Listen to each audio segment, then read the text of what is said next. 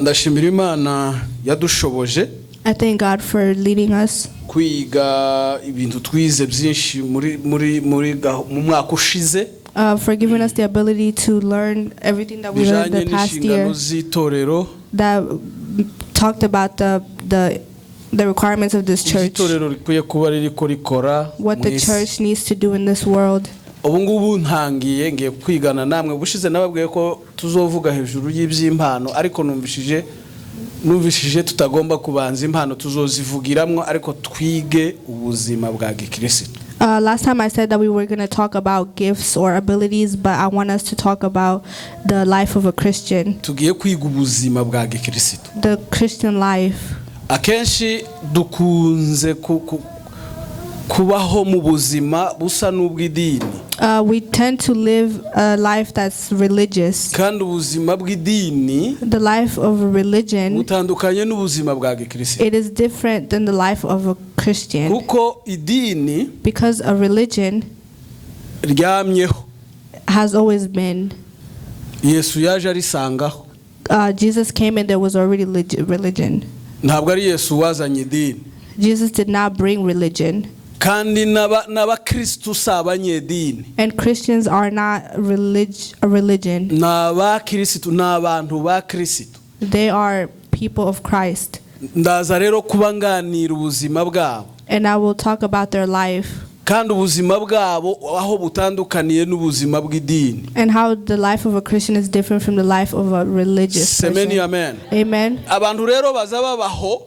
So people live there bakaba mu kintu and they live in kidashobora kugira itandukaniro cyangwa gitandukanye ngo iri ni idini ubu abana abakristo cyangwa se ubu n'ubukristo. They live in something that does not separate religion from Christian. Kuko Christianism, because Christianism, biranambabaza cyane nayo mwisi fatwa nk'idini. Because Christianism, which really hurts me a lot, is taken like a religion. Idini n'umurongo n'imigenzo n'imigirire yagenwe abantu bashiraho cyangwa bagenderamo bakoreramo kugira ngo bisanishe n'Imana. A religion is something that was created by people so that they can make themselves like God. Umunsi Adam acumura muri Edeni, when Adam sinned in Eden, ahunga Imana mu gice cya gatatu cy'itangiriro. He ran away from God. Kuko Imana yamusuraga, yamusangaga, yamugendereraga. Because God used to visit him. Kandi iyo migenderanire y'Imana na Adamu, si Adamu wayiremye, si Adamu wayishizeho. And his relationship with the relationship of Adam and God. Imana niyo yari yaragennye, Imana niyo yari yarashizeho uburyo izazisuriramwe umuntu, izasabana n'umuntu, izagira imigenderanire n'umuntu. God is the one that created the way of him to communicate and have a relationship with a person. Umuntu amaze gucumura, so when the person sinned, umuntu aratekereza ngo ese Imana irampingukaho gute cyangwa ndahinguka Imanaho ndahinguka Imana imbere gute. Umuntu amaze gucumura reka when a person sinned, ko ndirukanswa nuko nagurutse nuko rako navuze ko mfite igihe gitoya. Umuntu amaze gucumura, so when a person sinned, atangira gutekereza, he started thinking, ngwese Imana iranserukaho isange meze gute. How will God find me and how will I be when he cyangwa jewe Imana niza kwa kundi ziza kundeba. So when God comes to see me, irasanga meze gute. How will he find me? Umuntu atangira, the person started guhimba, to create, kugira amahimba niko nzambyita, to have creations. Adamu mu itangiriro kuri gatatu, in Genesis 3, Bibiliya avuga ngo yirebye asanga yambaye ubusa. Adam created himself and he found that he was naked. Atangira kwiremera, and he started to create uburyo ways Imana imusanga ameze, that God will find him, cyangwa se uburyo aseruka imbere y'Imana ameze, or how he will present himself to God. Birumvikanye. Iryo ni ryo dini. That is Christian. That is religion. Turi kumwe. Iryo ni ryo dini. That is what religion is. Idini ni uburyo religion is umuntu ashiraho how somebody kugira ngo abone uko agaragara imbere y'Imana, is ways that somebody puts, cyangwa abone uko akorera Imana, is ways that a person presents cyangwa abona themselves uko to aramya God, Imana, how they praise God, cyangwa abona uko asabana and n'Imana. how they communicate with Uburyo God. bwose bwa kimuntu yishiriraho muri ibyo kugira ngo ibyo bikunde And all kuri the we ways imbere that y'Imana. person, all the things that person does for that to work. Nibyo nita idini. That is what I call religion. Semeni amen. Amen. Nibyo nita idini. That is what I call religion. Ni uburyo bwa muntu It's ways of a person. akorera mu Imana, A person works for God, asenga mu Imana, prays to God, aramya mu Imana, praises the Lord, asabana n'Imana, communicates with God, yibwira ko abanamwo n'Imana. and tells themselves that they live with God. Ubushize ejo twari ko tuganira n'umuvandimwe. Yesterday I was talking to a relative. Umuntu arambwira ngo umuntu yaciye mu ikanisa, And they told me that somebody separated a church ngo kubera yuko ngo ntibaza bamutora ngo asenge. because they don't choose that person to pray. Turi kumwe? Kubera ko bataza bamutora ngo asenge, Because they don't pick him to pray, atangira kubwira abandi mu ikanisa ububi bw'aba bayobozi. he started telling his church members the bad things about the leaders. Abandi baramwumva barasohoka. And other people listened to him and they left the church. Reka mbabaza akabaza aho ngaho. Let me ask you a question.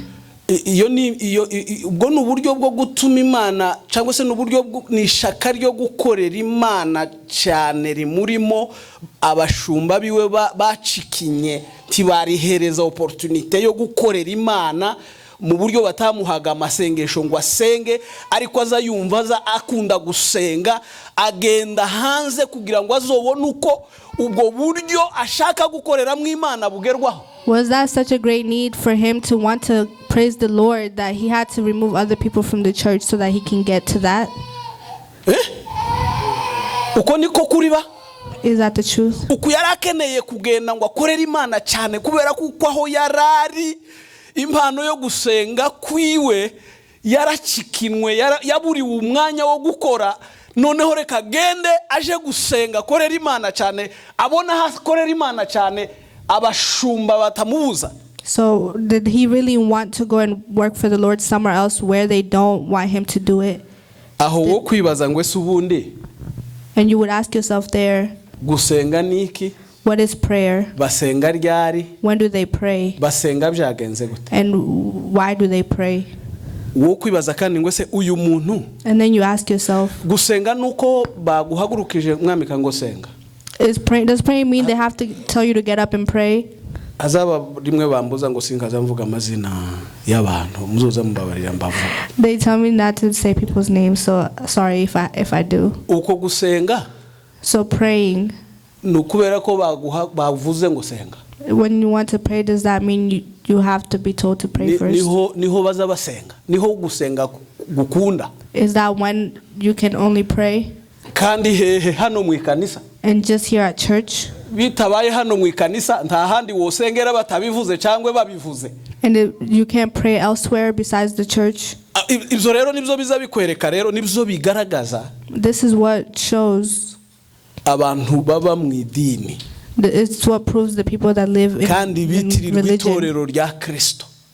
and they call themselves a church of Christ. Semeni amen. Amen. Kuva uyu munsi wa none So from now on, tugiye rero kuganira, sinzi igihe bizorangirira, igihe Imana izoshakira. I don't know when this topic will kuganira end. ubuzima bwa Gikristo. I don't know when this topic will end, but we will talk about the life of a Kandi hamwe Christian. n'Imana bizadufasha kumenya ko ibyo tubamwo ari ubuzima bwa Gikristo cyangwe ari imigirire n'imigenzo ariyo data wa twese, udusumba twese, uri hagati yacu twese kandi uturimo twese. Ariko umuntu wese muri twe yahawe ubuntu kuko urugero rw'impano ya Kristo ruri.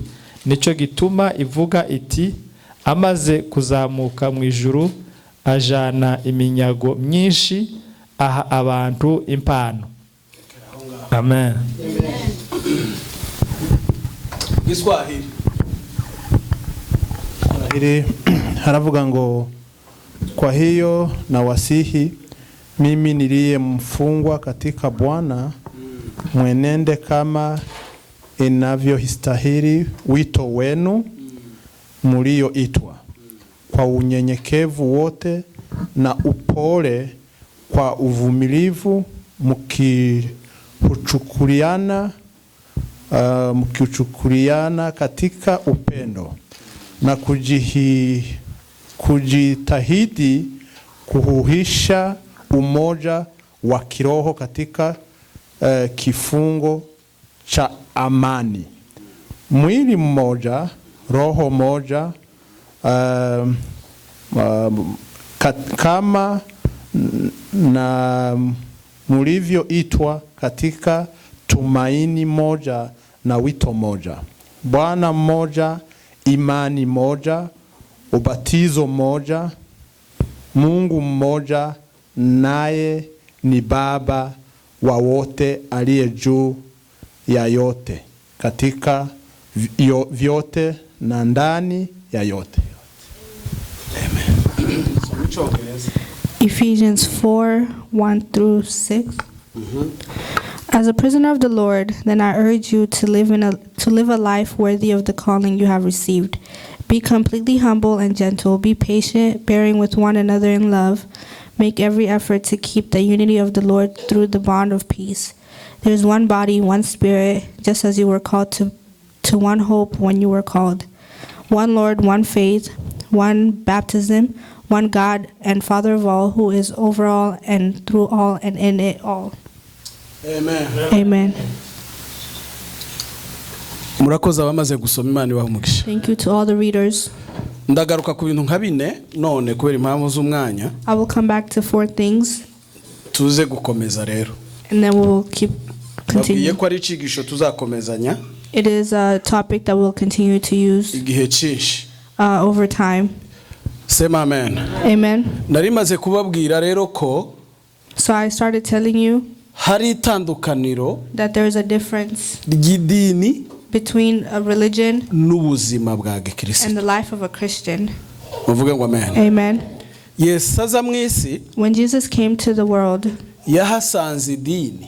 he found a religion, Kandi yagiye agirana ingorane n'abanyedini. and he had problems with religious people. Hari amamuvuma nka 12 There were 12 movements y'idini of religion yemera idini that believed in agenda religion, atandukanywa n'imyumvire that were differentiated by cyangwa n'ibyo yemera beliefs. mu idini y'abayahudi. The Abo religion muzamwumva bita abasadukayo ni nabo babanjije abafarisayo, abanditsi, Pharisees, abarimu, teachers, abamakabe, writers, abo bose all of those people, bemeraga Imana, they believed in God. bakoreraga Imana, They worked for the Lord. bavugaga ko aribo bafite ibyanditswe, They said that they had what was written. ni nabo bapreservinze, nibo babitse And ibyanditswe byera by'isezerano rya kera, And they're the ones that preserve the writing of the ni Old nabo bakoze Testament. umurimo wo kubikopa, ntibyari byanditswe mu idakitiro mu imashini nk'iki gitabo dufite ubunye. And they were the ones who did the work of copying it. Yari inyandiko iri ku mabuye, zimwe izindi ku mpu, izindi ku maekorse y'ibishishwa by'ibiti. It was writing that was everywhere on tree bark. Bakoze umurimo ukomeye wo kurinda ibyo byanditswe. Murumva ko byari byanditse ahantu bigoye kubirinda no kubizigama. But they did the work of protecting and preserving the writings. Ariko barabikoze bahoraga babyandukurura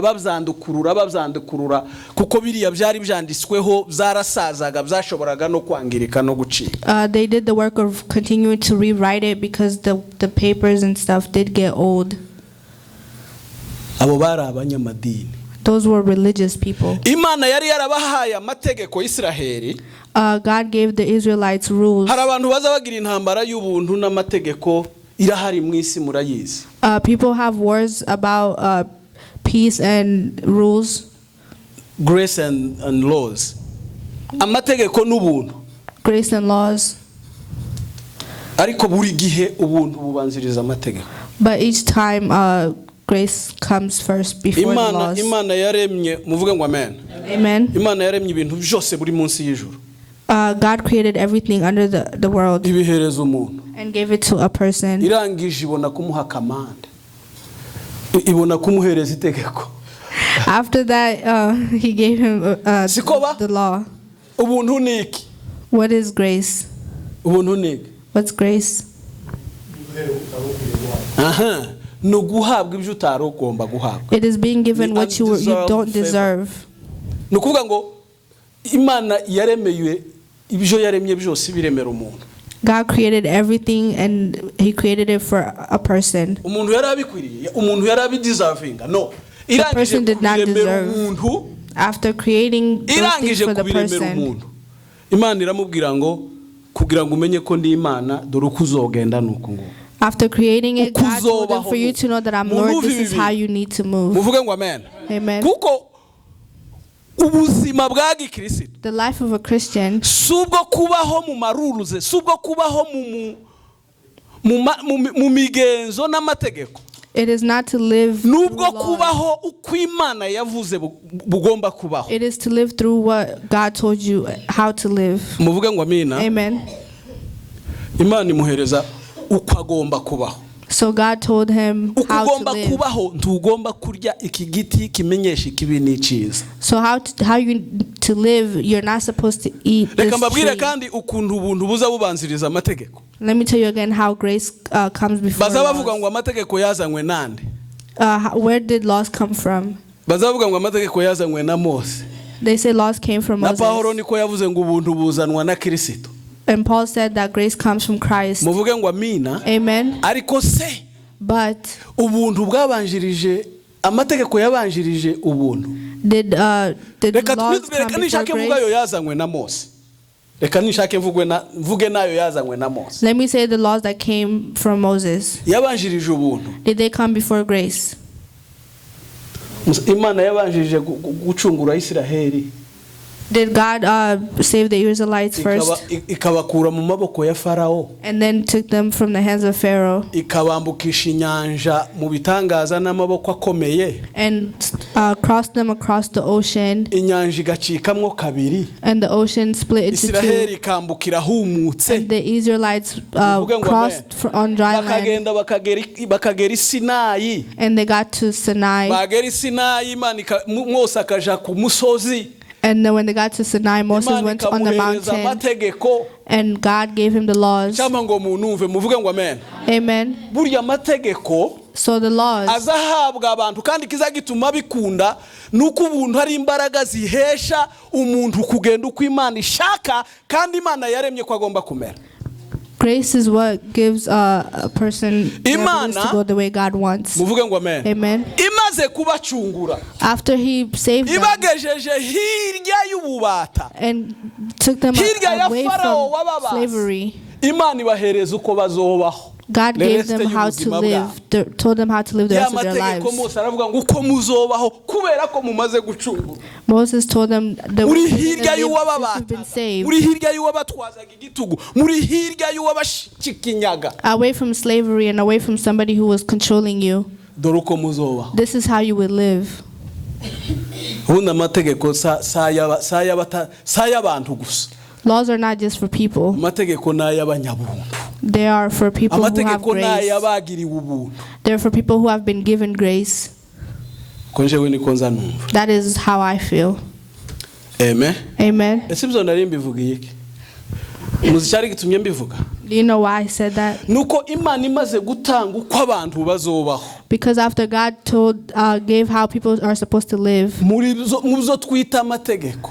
in what we call laws, Abantu batangira kudevelopa. people started developing. Babandi b'abanyedini mpaye mvuga. The Christians, Batangira the kudevelopa religious ikintu people, Mose yise ngo ni traditions of laws. they started developing the traditions of laws, Ni imigenzo igenwe n'amategeko. traditions that are led by laws, Niko mu Kinyarwanda isobanura imigenzo igenwe n'amategeko. traditions that are led by Gukaraba laws. intoki, kwizihiza imboneko z'ukwezi, bijya bintu byose. Uburyo ki abantu bahimba bubasanisha n'Imana cyangwa se batekereza ko ariko nibabikora niko gukorera Imana. Ways that people create to look like God and work for God. Sinzi ko numvikanishije ibyo nshaka kuvuga. muvuge ngo amen. Amen. Nta kindi Yesu yapfuye n'abo bantu. There's nothing that God disagreed with those people, Jesus. Nico gusa. Just that. Abigishwa ba Yesu bariye badakarabye baravuga ngo ndimuzi ko muri traditions of laws ko bivugwa ko umuntu atagomba kurya adakarabye. The disciples of Jesus ate without washing their hands, and he told them those are the traditions of the law. Ndimuzi ko ku isabato abantu bataza bafungura. That Ku isabato kuri Sabbath day. on the Sabbath day. Yes, abantu bagomba fasting on Sabbath day. Do you know that on Sabbath day people have to fast?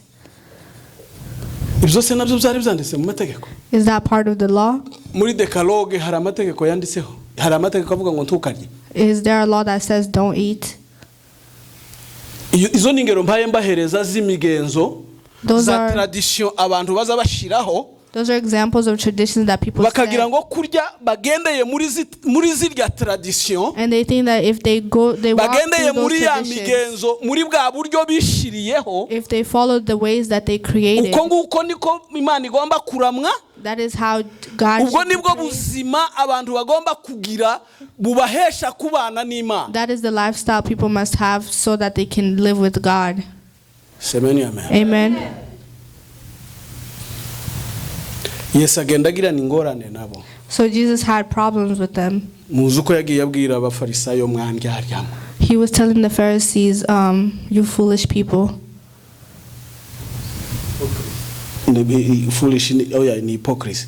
Mwandyaryamu. You Muzi hypocrites. cyatumaga bita indyarya. You know why they were calling them Ndahuza n'ibi hypocrites? bintu twavuye gusoma. Muzi cyatumye bita indyarya. Why was he calling them hypocrites? Muvuge ngo amen. Amen. Nuko ibyo bari barihaye bagomba kugenderamo.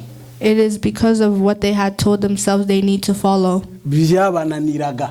Was hard for them. Ariko barangiza bakabyigisha bakabihatira abandi kubigendera. Yet they taught it and was trying to Niho convince yababwiye people to ngo follow it. muzamwikoreza abandi umuzigo mwebwe mutogira gute. Mutokoza w'intoki. He told them that you were giving people a burden that you would Yari not lay a hand on faringaga yourselves. kuri iyo migenzo. And he was talking about the traditions. Muvuge ngo amen. Amen. Kuko akenshi Because many ibyo times, bakoraga byose. the things that they did, Ibyo bakoraga byose. everything that they did, Babikoraga kugira ngo abantu bababone. they did it so that people can see. Uzorebe natwe. You can even look at us ourselves. Akenshi. Many times. Akenshi. N'ibyo dupfa. The things that we disagree Kabya on. bindi ngo ntibamutoye ngo asenge. Like the person who was Ukuba not picked atatoye to ngo pray. nsenge. So if they don't pick me to pray, Sinosengera imuhira can I not pray at home? ngo Imana yumve. So and Hari my ahantu God will yababwiye hear. mu butumwa bwiza bwa Matayo kuri 6. In Matthew 6, Arabwira ngo mwebweho nimusenga. he said, if you pray, Uvuge ngo amen. Amen. Mwebweho nimusenga. If you pray, Timukagende hariya mu mayira muniyiriza ndimukagende hariya muri za bifurcation mu mayira abiri. and if you're Kugira ngo fasting, abantu babone ko hari ibyo mwakoze byiza. if you're fasting, do not go Nimushaka and show people gusenga, that you're doing something good. Muzamugenda mu bihumba iwanyu. And if you want to pray, go to your private Mukingure areas, mwijire mu bihumba nimumara mukinge. open the door and go Mubwire so wo mu close the ijuru door. umenye ibihishwe. Tell your father Ubuzima what bwa is hidden. Gikristo. That's Uvuge the ngo life of a amen. Christian. Ubuzima bwa Gikristo. That is the life of a Christian. Ubuzima bwa Gikristo The life of a Christian, nukuba uryuza uburi mu mwijima. that's the way you are in the dark, Akaba ari wuba we. and you're that person in the light. Ni wa wundi uzuburi we muri private. That's who you are in your private Akaba life, ari wuba we muri public. and you're also like that in your public. Murabyumvishije ibyo bintu.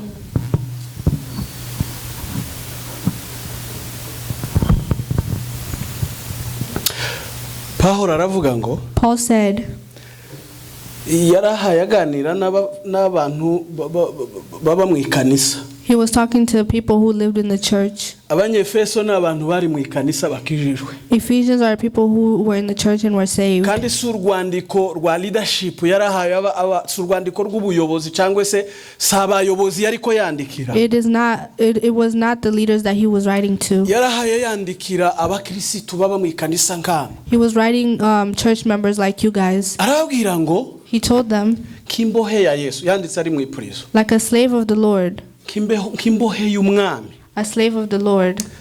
Ndabinginga. I'm begging you. Muvuge ngo amen. Amen. Ndabinginga. I'm begging you. Muzi ico mbingingira? Do you know what I'm begging you for? Kubaho. To live. Muvuge ngo amen. Amen. Kubaho, to live. To live. A life worthy of the calling you have received. Ubuzima bukwiriye icyo wahamagariwe. Umuhamagaro wahamagawe. Aho hantu sinzi ko mpava. I don't think I'm gonna live that place. Naho nahawe. That's the place I was given. What does it mean kubaho mu buzima bukwiriye umuhamagaro witabye? What does it mean to live a life that's worthy of your calling? Muvuge ngo amen. Amen. Tukiraho gusa honyine. While we're still in that place. Kubaho mu buzima buhwanye n'umuhamagaro witabye. To live a life that's the same as the calling you answered. Tuganira aya magambo. Let's talk about those words. Amarangamutima yanje ari hejuru kuntu. Kangaruke nitonde. Let me slow down. Habaye guhamagara. When there's calling. Hariho uwahamagaye. There's a person who's calling. Hari n'uhamagarwa. And then there's a person who is being called. Hari n'icahamagarira. And then there's what they're calling for. Hariho no kwitaba. Then there's answering. Hariho no kubaho nyuma yo kwitaba. And then there's life after the call, after answering. Muvuge ngo amen. Amen.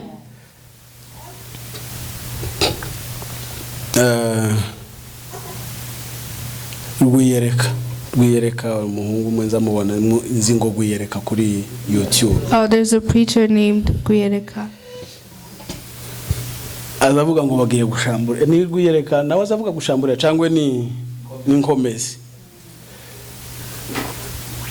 Ngo bagiye gushambura. Mureke noneho iri jambo rishamburiye imitima yacu. Oya kureka kuko ndi uro kumenya naje sinomenya gushamburiye mu Cyongereza ngo ni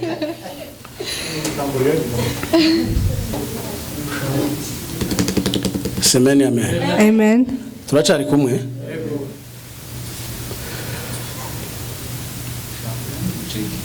Ngucekinga. Tuvuge ngo amen. Amen. Singeza kurari amazi mfite ko numva ndi high mugani wa ko numva ndi hejuru cyane muri emotions.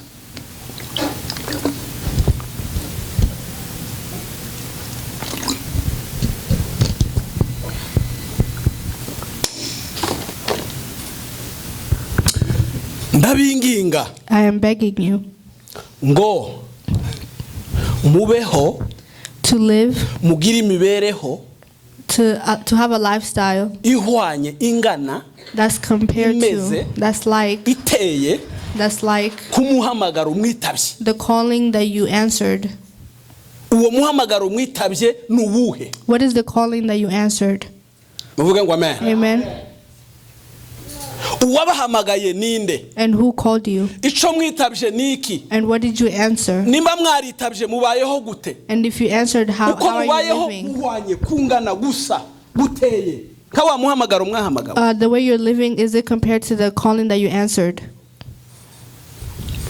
Ngibyo bibazo rero tubazanya. Those are questions that we ask each other. Tuganiraho. That we will talk about. Tuzogarukaho kenshi. And we will come back to. Imana. God. Nimba ari yihamagara. If he is the one calling. Ihamagarira iki? What is he calling for? Muvuge ngo amen. Amen. Ihamagarira iki? What is he calling for? Umuyobozi wa gahunda yavuze ijambo. the person that was leading the service gave us a word. Ichimana yahamagariye abantu. What God called people for. Nico yabaremeye. It is what He created them for. Muvuge ngo amen. Amen. Tiyaguhamagariye gukora ikitakuremeye. He did not call you to do what He did not create you for. Umuhamagaro witabye. The calling that you answered. Nimba warawumvishije. If you answered it. Ukawitaba. If you understood it and you answered it, it is to do what God created you for? Amen. Amen. If that's so,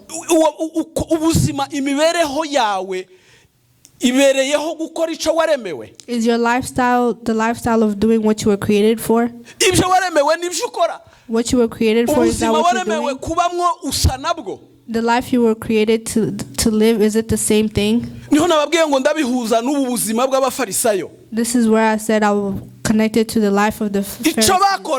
What they did, it was different than what they were. They were the ones that had the Bible. They were the ones that put regulations and traditions. They're the ones that prepared and put it in writing. They taught it. They even punished those who did not conform to it. Amen. But what they said that they were, was it really what they were in? Amen. That's what Jesus was against them about. That's the problem that Jesus had with them. Because the people they were in private, it's not the same people they were in public. What they were like in the dark was different than how they were in the light. Amen.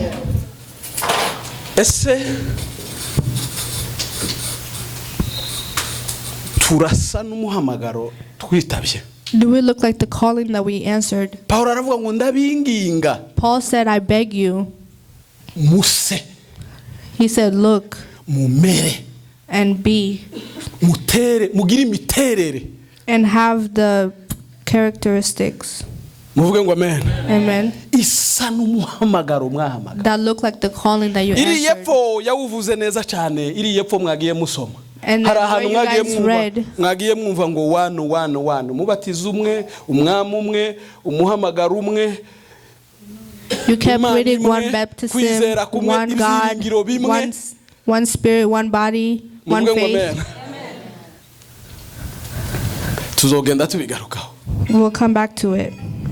Ngo Imana ikaba imwe muri bose. And God is one in everything. None nimba ari uko bimeze. So if that's how it is, the separation,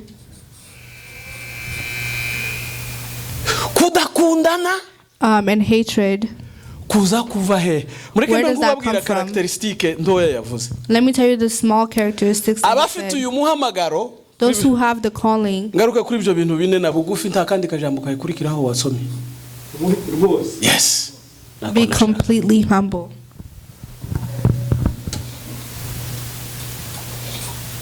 Mufite ubugwaneza and gentleness. Bwose. Abitabye uyu muhamagaro. Those who answered the calling. Dore uko bazabamera. That is how they are. Dore imiterere yabo. This is their characteristics. Dore ubuzima bwabo ibiburanga. This is what leads their life. Muvuge ngo amen. Amen. Dore ubuzima, dore imibereho yabo ukwijimera. This is their lifestyle. Bazabaca bugufi. They are humble. Paulo yabwiye ab'Ifilipi kuri 2 no kuri 5.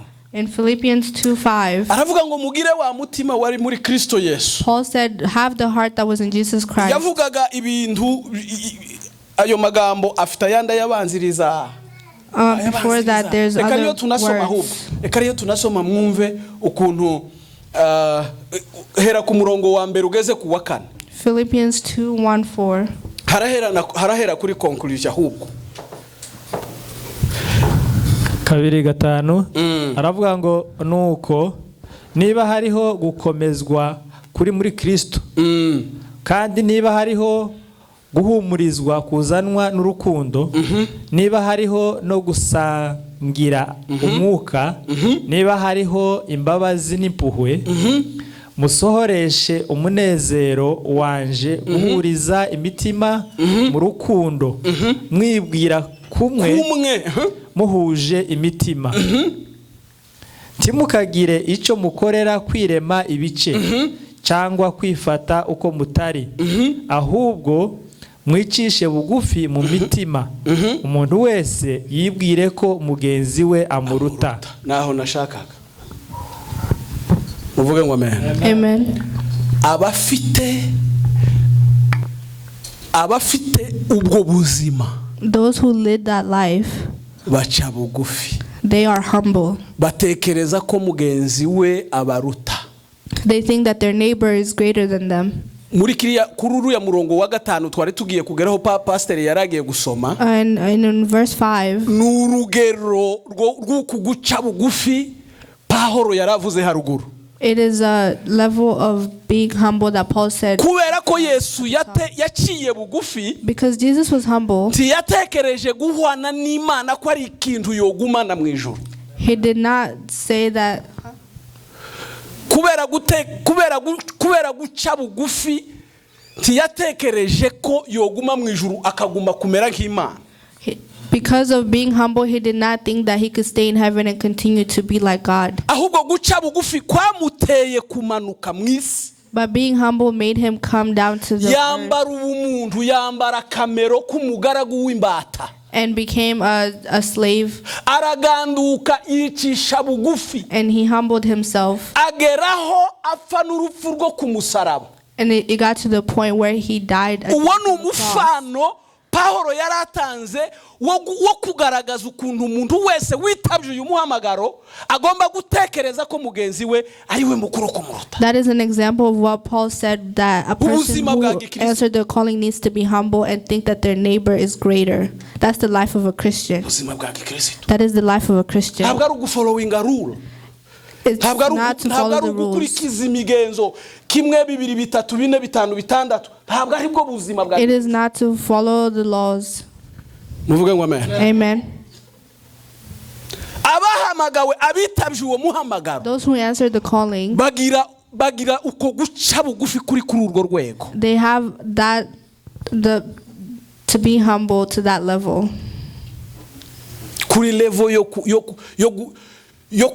kuva muri position y'ubumana, To leave the level of being in the position of making themselves godly. muve runo rugero rw'abakirisitu.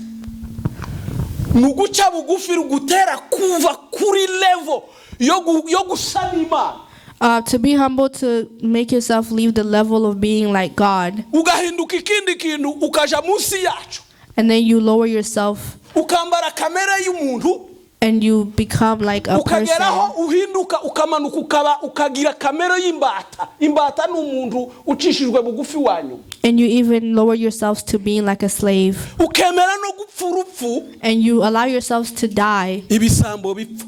the death of thieves. Amen. Amen.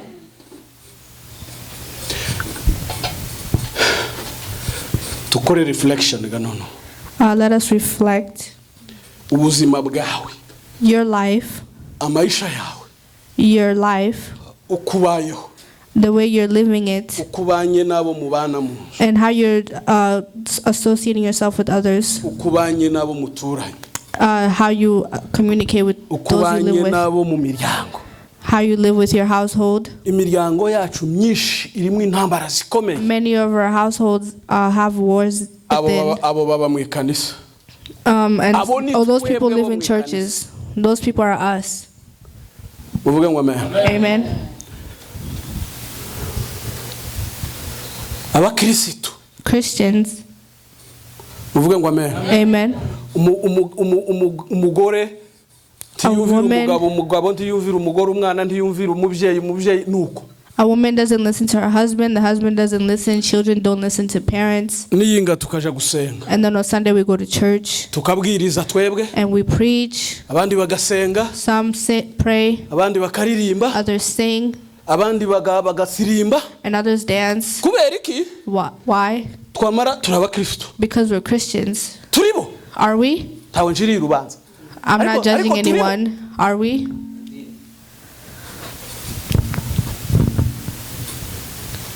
Imana igumuke May God bless you. uvuge ngo amen Amen. tworirimba We sing twosenga and we pray twotanga isadaka and we give offerings twobwiriza and we preach twomenya kwigisha and we teach twomenya uko bikorwa and we know how it's all done tukabikora neza and we do it good tukubaha igihe cyabyo and we respect their times. ariko tudafite ubuzima bwa Kristo muri twe But we don't have the life of a Christian in tudafite us. ubuzima bw'abahamagawe na Kristo And we don't have the life of somebody who's been tudafite called by imibereho Christ. y'abakirisitu And we don't have the lifestyle of ibyo a turiko Christian. dukora The things that we're doing. ni migenzo amen Amen.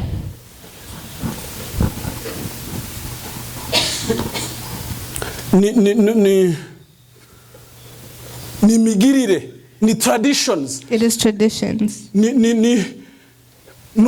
ibyo abantu bihimbira It is things that people create for themselves bibasanisha n'Imana that make them like God. bakibwira ko And they tell mu themselves gihe babikoze when they do it, bariko barakorera Imana they're doing bariko work, God's bararamya work. Imana They're praising the Lord. bariko baraja mu ijuru They're going to heaven.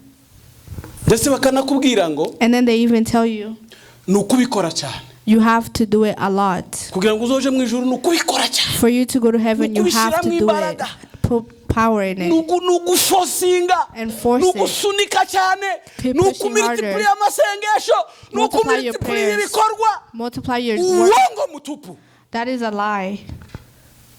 muvuge ngo amen Amen. ni ukugira ubuzima It is to have a life. Pawulo aravuga ngo ndabinginga Paul said, I'm begging you, mubeho live, live mubeho live, musa looking mumeze muhwanye like God, n'umuhamagaro mwitabye living like the calling that you answered. haleluya Hallelujah. buca bugufi kuri completely niko umwanditsi Being yavuze completely humble. kuzuye Bibiliya y'ikinyarwanda yabyise ngo rwose ikitwari cyavuze gute muvuge ngo amen turabagwa neza muvuge ngo amen Amen. nkora analyse y'iki cyanditswe When I did the analysis of humbleness the na written, gentleness bitandukanijwe sinzi mu mabibiliya yanyu njewe iyo nsoma bibiliya nza nita no ku mavirigiri ijambo ryomatanye n'irindi bitotandukana aya magambo yombi ahambiririye hamwe cyo yatandukanya mu myandikire yanditse sinzi the word humble and gentle are very intertwined, and there's no difference. nasomaga gentleness na humbleness na gentleness biri na magambo afatanye and hamara hakabona kuja virgile sinzi nimba muri izo bibiliya zanyu ziza zibyubaha zisizanyu muri ruriya rwandiko twasomye rwa BFS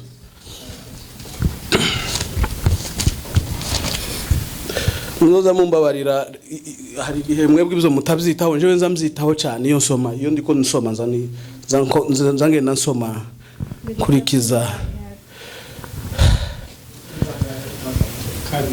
kuri kabiri haravuga kane kuri kabiri mwicisha bugufi rwose iyo hari virgile mufite ubugwaneza bwose no kwihangana abona gushiraho virgile tureba uko wahujije aya magambo reba pastor turuzi uyu mu myandikire uyu iri ni ijambo rimwe iyo habaye virgile ntiba bagiye gukurikira irindi mufite ubugwaneza bwose no kwihangana ubugwaneza no kwihangana we abishize hamwe ariko nje gentleness na humbleness muri bibiliya nasomye niyo magambo bashize hamwe batashatse gutandukanya yes mureke mbabwire impamvu yabyo. Let me tell you why humble and gentleness are connected together.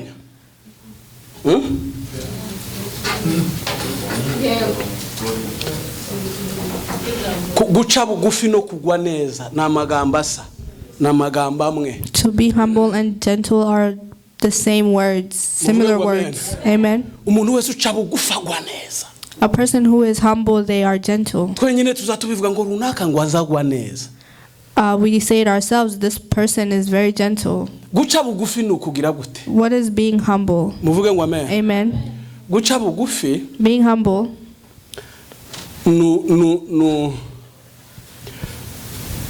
sukwimara icubahiro. it is not removing honor to yourself. Oya ye, guca bugufi sukwiyambura icubahiro. Being humble is not removing honor. Guca bugufi Being humble, ni ugusakrifia inyungu zawe. it is sacrificing your values, your interest. Muvuge ngo amen. Amen. Ayo ni amagambo atandukanye n'icubahiro. That is different from Guca bugufi humble. sukwiyambura icubahiro. Being humble does not remove Guca bugufi honor. ni ugutanga inyungu zawe, ni ugusakrifia icyari cyawe n'icyo watekerezaga kigufitiye akamaro. It is sacrificing something of importance to you Ukagisakrifia ukakireka. and you leave it. Muvuge ngo amen. Amen. Niyo context ijambo ry'Imana rihaye rivugamo. That is what the word of God is saying. Semeni amen. Amen. Reka nkomeze. Let me continue. Ijambo rya kabiri, The second word, kwihangana. to be patient. Ubuzima bwa Gi Kristo The life of a Christian ni ubuzima bwihangana. is a life of patience. Kwihangana ni ukugira gute? What is being patient? To wait. Huh? To wait. Yego harimo gutegereza. To wait ni ugutegereza. Ariko kwihangana, To be patient. Yego. Kwihangana To be patient. muri iyi context iri hano, In this context, muvuge ngo amen. amen, Ni ukureka it is to stop kudatwarwa n'ibintu byo cyangwa n'ukwemera to allow kurengana no kugira oya mu rurimi rwiwe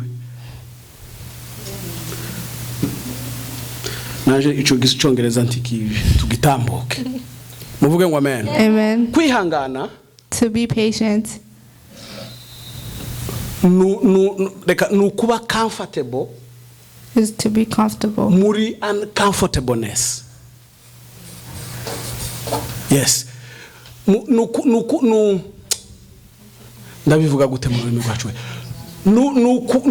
Nukugumba kuba wowe is to be yourself mu mwanya uri mu bintu bikubangamiye. when you're in situations that are uncomfortable. Hari ibintu bikubangamiye, There's things that are uncomfortable, ariko ukaguma kuba wowe ntutwarwe nabyo, ntugende nkabyo. but you remain yourself and don't let it lead you. Abakirisitu Christians, biyita abakristo, people that call themselves Christians, ntibabasha kwihanganira imvugo bumva. they're not able to be patient with the language they don't understand. Azavuga ngo ndamubwira. They say, I will tell them. Arambona. They will see me. Ndamusomera. Ndamumarira. I will finish them. Ibi bintu sinobyihanganira. I will not allow this. Agize iminsi. They've been doing this constantly. Agasuzuguro n'akigihe kirekire. This rudeness has been too Mwene going runaka on. arashaka wiki. What does this person want from me? Ningero zingana iki twagiye tubona mu matorero yacu ya hano yacu. How many times have we seen this in our churches? Christians dukubita n'ingumi. Fighting each other. Hari umuntu hano muri rwego rwo kwirinda kuvuga ya mazina.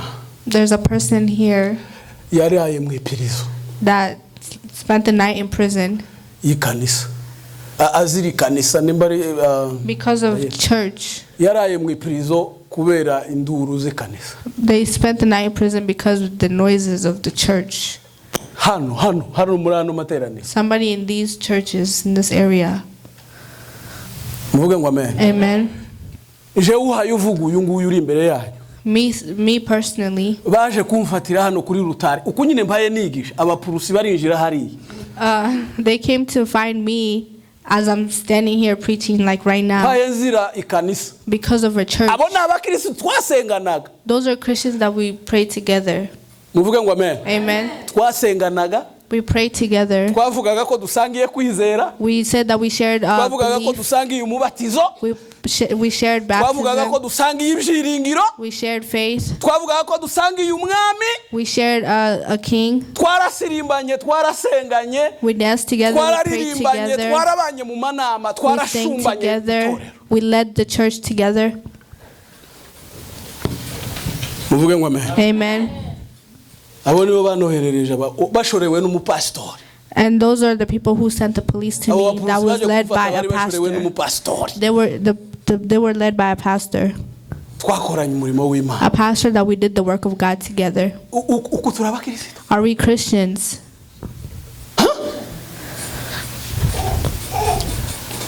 Ariko nararize uwo munsi ma. I cried that day. Nararize bikomeye. I cried a lot that day. Uku ngo nari nagiyega mu mukutano. I had went to a conference, w'iminsi 3. a 3-day conference. Ngo shike And when I got there, abaje kuntega ku kibuga. the people who came to pick me up at the airport, Baranshoreye. they took me naho bampangishirije. to where they led me. Bakoze mu mupfuko. And then they took my pockets. Basohoye urwandiko ruresha rutye.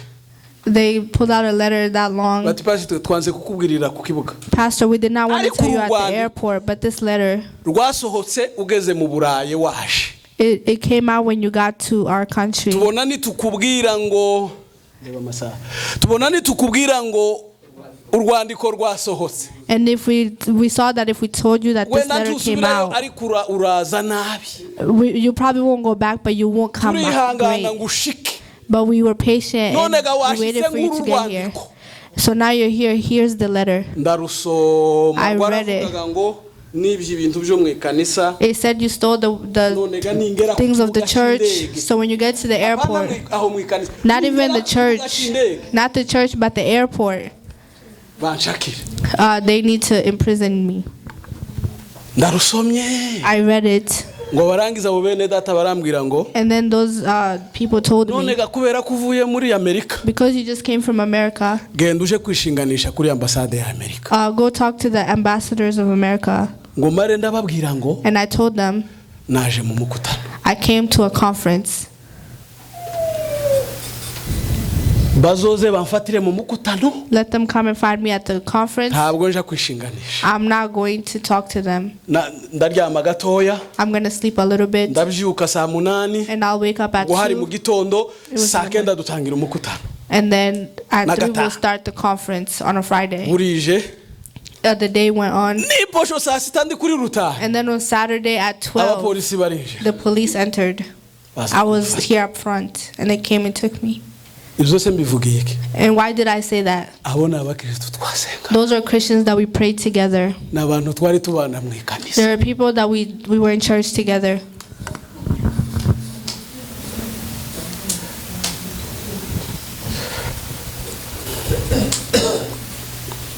Tumva ko bibabajije ibintu. It's very painful. Nubu Till today, abona abapasiteri they're still pastors. tibanirezeho. They never confess. Sifite n'urubanza kuri bo nubwo mbivuze gutyo n'urugero mpaye. I am not judging Kubera them ko even though I nahagurutse said mu this. materaniro yo muri uwo mukutano maze kurira ayo mosozi yose mbabwiye. After crying all those tears I told you, Narababwiye ngo ndabababarira. I got up in that conference and I told them I forgive you. Nababajwe n'ukuntu nicaye n'umupasiteri twakoranye imbere y'abapolisi. I was pained by sitting next to the pastor that we worked together in front of those pastors. Turaburana jewe na wa mupasiteri twakoranye. And we were arguing, me and that pastor that we worked together. Mbwira aba bapolisi ndababwira ngo I told the police, sinatekerezaga ko no kwicara imbere y'abapolisi ngo ko ndaburanira Imana. I have never thought that I would sit in front of the police and argue because of God. Bandega byose. So all the things that these people are saying about me, Ndabyemeye. I agree. Hariho abantu bari bahari ndagira ngo bamuzi. There are people that were there who are here today. Sindiho. Am I not here? Muvuge ngo amen. Amen. abafite abitabye cyane narabibahaye byose uko byakabaye. I paid for it, every single thing. Ndabibahereza. I gave it to Mumare them. ndahaguruka mu ikanisa ndavuga ngo And then I got up in church and said, ndabababari. I forgive you. Uwo mupastori warushoreye abo bapolisi kumboha. The pastor that led the police to come take me, Nabungiye muri Amerika. he moved to America. Atarabungira muri Kenya ari Rwanda atuye Rwanda. I moved to America before he even came to Kenya. Then he moved to the church that I left in Kenya, and I'm here in America. And he was the one that led the people to come take me because I stole from him. Those are Christians.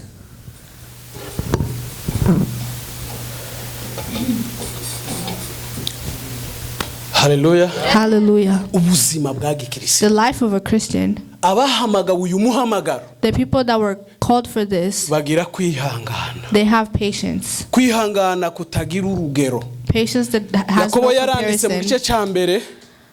Jacob Aravuga ngo wrote, Jacob hahirwa 1, abihanganira ibibagerageza. blessed are those who are patient in Intwari troubles. kiza yitwa intwari A hero is now called a hero mbere y'urugamba. in the middle of a battle. Muvuge ngo amen. Amen. Urugamba rutaraba. Before a battle, Nta ntwari haba. there's no hero. Intwari yose Every hero iba hirya y'urugamba. is a hero after. Haba intwari yose iba inyuma y'urugamba. Urugamba rurangiye.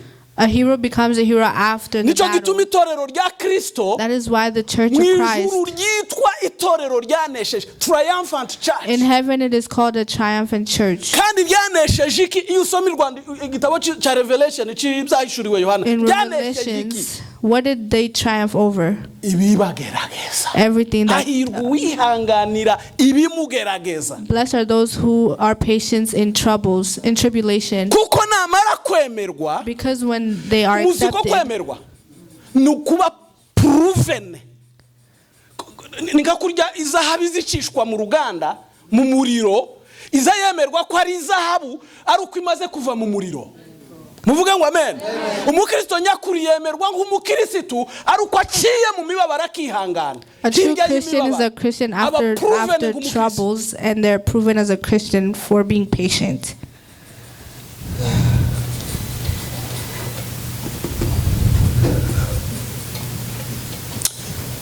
Oh, Bwana sifiwe. Praise the Lord.